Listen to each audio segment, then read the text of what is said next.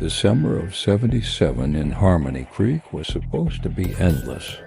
It was a time of scraped knees, melted popsicles, and fireflies in jars.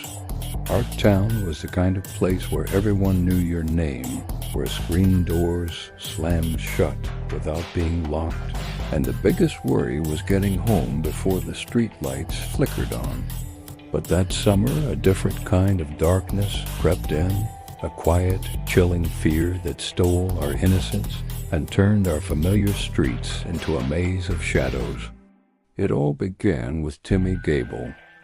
Timmy was a freckle-faced kid with a mop of red hair who could climb any tree in town.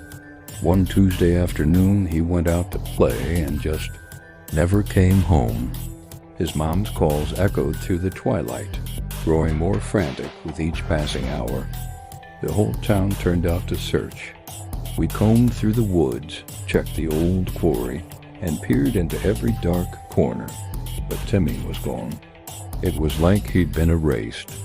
A week later, it happened again. Susie Miller, a sweet girl with pigtails who always carried a worn-out teddy bear, vanished from her own backyard. The swing set was still swaying, her bear left lying in the grass. Panic, cold and sharp, gripped Harmony Creek. The carefree days were over. Parents held their kids tighter. Our play boundaries shrank from the entire neighborhood to just our own front yards, and the world outside our windows suddenly seemed menacing. Every creak of the floorboards, every rustle of leaves in the wind made us jump. I remember my dad installing new locks on our doors, his face grim. My mom would watch me from the kitchen window. Every time I stepped outside, her eyes filled with a terror I was only just beginning to understand. The town felt sick with fear. Neighbors started looking at each other with suspicion. The friendly smiles were replaced by tight-lipped nods. Whispers spread like wildfire talk of a drifter, a strange car, a monster lurking in the woods. The police, led by Sheriff Brody, seemed as lost as the rest of us. They had no leads, no suspects, no answers. It felt like we were living in a ghost story, and we were all just waiting to see who would be the next character to disappear. I was 10 years old, and the fear was a constant companion. But curiosity is a powerful thing in a 10-year-old's mind. One afternoon, ignoring my mother's warnings, I ventured to the edge of the woods that bordered our property, the same woods where Timmy Gable was last seen. I wasn't looking for trouble, just for a piece of the world that still felt normal. That's when I saw it, nestled in the damp leaves near the base of an old oak tree. It was a small, hand-carved wooden bird, painted a bright, cheerful blue. It was beautifully made, detailed, and felt smooth and cool in my palm. It wasn't one of the mass-produced toys we all had. This was special. This was a clue. I knew I should have taken it straight to Sheriff Brody, but something stopped me, a flicker of a memory. I'd seen a similar carving before. My mind raced, trying to place it. Then it hit me. The town market on Saturdays. There was a man who sometimes sat on a bench near the fountain, whittling away at small blocks of wood surrounded by a collection of intricate little figures. The other kids called him the Toymaker. His real name was Silas. Silas was a town fixture, but also an outcast. He lived alone in a small shack on the outskirts of town, rarely spoke, and always seemed to be lost in his own world. He had kind eyes, I thought, but most people kept their distance. They found his silence unsettling, his constant carving unnerving. He was just different. Holding the wooden bird, a cold dread washed over me. Could this gentle, quiet man be connected to the disappearances? It didn't seem possible, but the bird in my hand felt like a heavy secret. The next day I saw him. I was riding my bike past the park, and there was Silas, sitting on his usual bench. He wasn't carving this time. He was just staring, his gaze fixed on the empty children's playground. The swings were still, the slide was silent. There was a profound sadness in his expression that scared me more than any monster I could have imagined. As I rode past, our eyes met for a brief second. He didn't smile.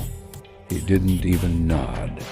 He just looked at me, and in his eyes I saw a deep, hollow sorrow. It was the look of someone who had lost everything. That night I couldn't sleep.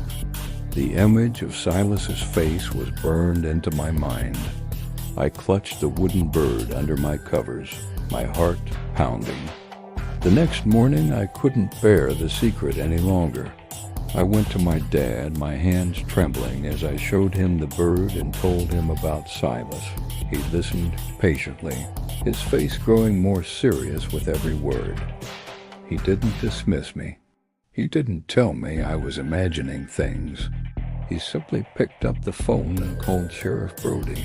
I remember watching from my window as the sheriff's car pulled up to our house. I told him my story again, my voice barely a whisper. Sheriff Brody took the wooden bird, turning it over and over in his large hands. He looked from the bird to me, and then he looked at my dad. A silent understanding passed between them. A few hours later, the quiet of our street was shattered by the wail of sirens, all heading in one direction out of town, towards the woods, towards Silas's shack. The whole town held its breath. We waited. The story came back in fragments, passed from neighbor to neighbor in hushed tones. The police had found Silas in his small, dusty workshop. He didn't resist. He didn't say a word. He just sat there amidst his creations. The shack wasn't just filled with wooden animals. It was a macabre museum of lost childhood. On shelves lining every wall were dozens of hand-carved figures. And they weren't just random toys. They were portraits. There was a small wooden boy with a mop of red hair, frozen mid-climb on a tiny wooden tree, Timmy Gable, and next to him a little girl with pigtails, clutching a miniature teddy bear, Susie Miller. Every missing child from Harmony Creek and the surrounding towns, going back years, was there, each one perfectly captured in wood, a permanent, silent effigy of a life cut short. Silas wasn't a monster who harmed children. He was a witness, a grieving artist. The truth was far sadder and more complex than we could have imagined. Silas's own son had been taken years ago, a case that had gone cold. Since that day, he had become the town's silent watchman. He carved the children he saw disappear, not as trophies, but as memorials. It was his way of keeping them from being forgotten, his way of screaming into a world that wouldn't listen. The real monster was never found. They were a ghost, a phantom who slipped through towns, leaving behind a trail of broken families and one quiet old man who carved their sorrow into wood. Harmony Creek was never the same. The fear faded, but it was replaced by a heavy sadness, a collective wound that never truly healed. I still have that little blue bird. It sits on my desk, a reminder of that terrible summer, a reminder of the quiet man who tried to keep the memory of the lost children alive, one careful carving at a time.